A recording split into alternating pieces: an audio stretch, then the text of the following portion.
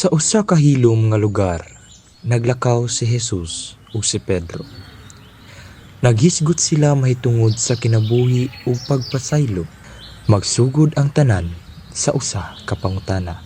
Ginoo, kung magkasala ang sa katawan ako pagbalik-balik, pila ka beses na ako siya pasayloon? Kapito ba? Dili lang kay kapito Pedro, kundili kapito ag kapito. Paminaw, aduna ako istorya. Adunay usa ka tawo nga ginganlan og Alex. Usa siya ka ordinaryong empleyado. Apan gisaligan siya og dako nga katungdanan. Gihatagan siya og proyekto nga nagkantidad og 10 ka milyones. Apan wala niya kini natuman.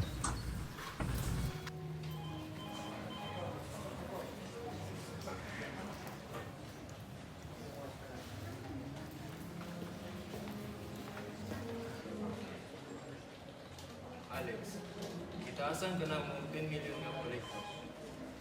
Andun ka ron mo lang ka pa yung resulta. Sir, hatagi lang dyan ko gamay nga oras, sir. Gamay lang dyan nga panahon akong kailangan. Mabayaran nila ako na tanan, sir.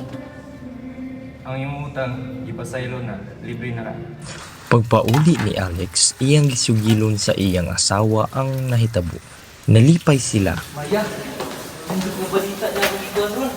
Itatangani ko sa akong 10 milyones na utang. Wala tinoon? Hala, salamat sa Diyos. Kano na tayo na idol. Apan Pedro, pagkasunod adlaw, nakita ni Alex ang iyang kauban nga si Ben. Nakautang kini og 5 ka gatos. Gamay ra kong itandi sa iyang 10 ka milyones. Apan tan-awa unsay iyang gibuhat. Lagi si Mana pa makaana. Parang mga kapang sumangil, uy. Brad, ako yung Kaya kang pang sumangil. Nga gisimana pa na. Nga gisimana mo pa na yung mga ipuan ako. Rason ako, puro na ka rason. Sige, sunod si Mana, Brad. Ako yung bayaran. Yaran. Muna yung ingon sunod si Mana. Sunod si Mana. Mura na yung makaingon ako. Brad, mula. 500. Daghan yung kayo kung gastuhan doon, Brad. Sorry yun kayo, Brad.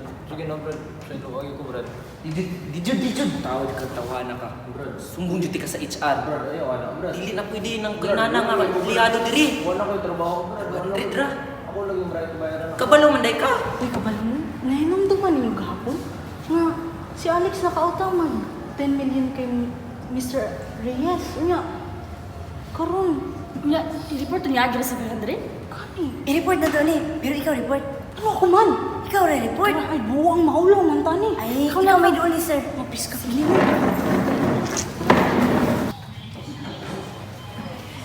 Good morning, sir. Sir, yes. Nagay ko i-report bahay ni Alex. Ang amo nga si Mr. Reyes nakadungog sa gibuhat ni Alex. Ug iya siya nga gipatawag. Morning, sir. Alex, giayuda ti ka sa imong daong utang. Pero karon, imong gipakaulawan sa Ben. Sir, naminahanglan. Tugod ko, sir. Kung dili ka mao mohataw galoy, dili po ka angay makadawat niini. Sir, siluan ko, sir. Doon na ako ito nakatuyo, sir. Naminahanglan. Tugod ko, sir. Naminahanglan yung kay ko, sir. Napod-apod ko pa niyo, sir. Ang amo nga miluwas kaniya gikan sa dako nga utang. Busa gikuhaan siya sa grasya nga iyang nadawat. Kay ang tawo nga dili ka mao mohatag og pasaylo, dili usab takos nga modawat niini. Niining taknaa si Alex na malandong. Dili na niya madungog ang tingog sa kalipay. Ang iyang asawa nga si Maya bitan-aw kaniya nga puno sa kasubo.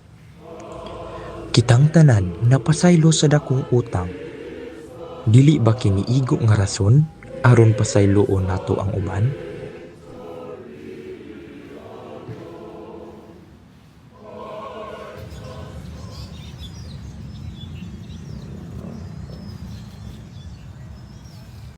Ginoo, mo rito mahitabo ka na itong pili kita mga pasaylo.